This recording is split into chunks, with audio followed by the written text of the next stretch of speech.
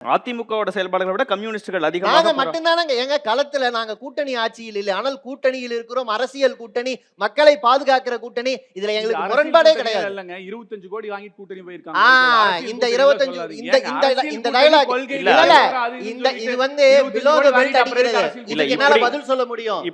இதே ஒரு விமர்சனத்தை போகணுமான்னு தெரியல. அது வைட் சொல்ல முடியும். அத 25 கோடினா பரவாயில்ல. போன வாரம் டெல்லி போயிட்டு இருந்த எடப்பாடி அவர்கள் அமித்ஷா எத்தனை கோடி வாங்கிட்டு கூட்டணி வச்சாருன்னு சொல்லுங்க. யாரு இல்லங்க நீங்க இல்லங்க அவன சொல்லட்டுமா? நான் சிங்கை நான் ஒரு கேள்வி பகுத்தறிவுன்னு சொல்லிட்டு அடிப்படை அறிவே இல்லாம பேசுறவங்க திமுகங்கிறதுக்கு இந்த உதாரணம். 25 கோடி நான் சொல்ற ப்ரூஃப் இருக்கு. சொல்லிருக்காங்க. நான் அத கேக்குறேன். சொல்ற பல கோடி அமித்ஷா வாங்குறதுக்கு ஏதாவது ஆதாரம் இருக்கா? இந்த கேள்விக்கு தேர்தல் செலவுகளுக்கு வைட்ல தான சார் கொடுத்தாங்க. தேர்தல் செலவுகளுக்கு நான் கேக்குறேன். இருங்க நான் அவர்கிட்ட பேசிட்டேன். இல்ல நீங்க கம்யூனிஸ்ட் இயக்கங்கள் நோக்கி ஒரு ஏத்துக்க முடியாதுங்க. கம்யூனிஸ்ட் இயக்கங்கள் நோக்கி ஏத்துக்க முடியாது. வெயிட் பண்ணுங்க. பாயிண்ட் முடியாது நகர முடியாது. ரொம்ப சிம்பிளா நடக்காதுங்க. அந்த பாயிண்ட் பிடிங்க. அமித்ஷா நாங்க காசு வாங்குறது இவர் பார்த்தாரா? நான் சொல்றேங்க. இனப்படுகொலை பண்ணவன் கருணாநிதின்னு சொல்லிட்டு இன்னைக்கு போய் கருணாநிதி தலைவர் மகன தலைவன் நான் பதில் வாங்குறேன். நீங்க 25 கோடின்னு மென்ஷன் பண்ணீங்க. அத அவர் பதில் சொல்லணும்னு நினைக்கிறாரு.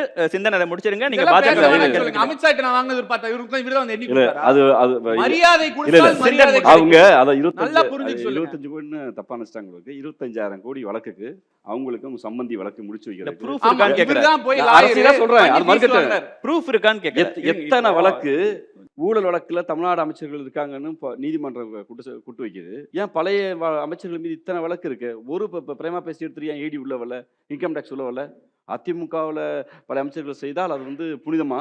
புனிதத்தை யாரு மரியாதைக்குரிய? நான் நிறைய கேக்குறேன். நீங்க வந்து நண்பரா இருக்கலாம், எதிரியா இருக்கலாம். அதான் லஞ்சம். வீட்டுல வந்து ஒருத்தன் கொண்டு போட்டு போயிருக்கான், கொள்ளை அடிச்சுட்டு போயிருக்கான். அவங்க நீங்க நண்பரா இருக்கீங்களா?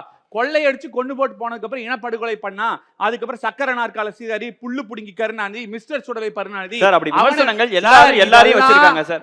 சார் நீங்க சொல்றதெல்லாம் 6-7 வருஷத்துக்கு 10 வருஷத்துக்கு முன்னாடி வெயிட் பண்ணுங்க. 6 மாசத்துக்கு முன்னாடி எலெக்ஷன்ல நீங்க அண்ணாமலை நோக்கி வச்ச விமர்சனங்களை இப்ப போட்டோம்னா பார்க்கவே முடியாது. நான் என்ன கேக்குறேன்னா, இவர் என்ன சொன்னாரு? இனப்படுகொலை பண்ணாரு. என் பேச்சுக்கு நான் தான் சார் எந்த அதை மாதிரி பேசுவோங்கற. இப்ப எப்படி நல்லவரான பொறுப்பு?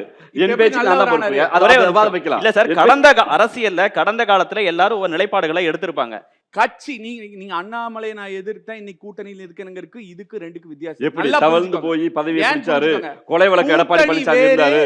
இல்ல பாஜகவுடைய தலைவர் அண்ணாமலை தனிப்பட்ட வழியில போக வேண்டாம். இல்ல அவரு எங்க போச்சேல காசு வாங்குறேன்னு சொல்றாரு. பாஜக தலைவர் அண்ணாமலை கொலை வழக்கு எடப்பாடி பழனிசாமி இருந்தால் காப்பாற்ற சொன்னாரலையா? சொன்னாரலையா? சொன்னாரலையா? இப்ப போய் சொன்னாரா இல்லையா? பெஞ்ச் தேய்ச்சிட்டு இருக்காரு. பாஜகவுடைய தலைவர் அண்ணாமலை அவர்கள் இப்பதான் இருக்கா? அத கேப்போம். அத நீங்க விமர்சனம் வைங்க. இவரு கடந்த காலத்துல பேசின விஷயங்கள் பர்சனலி போவாதீங்க. கணக்குல வாங்குனது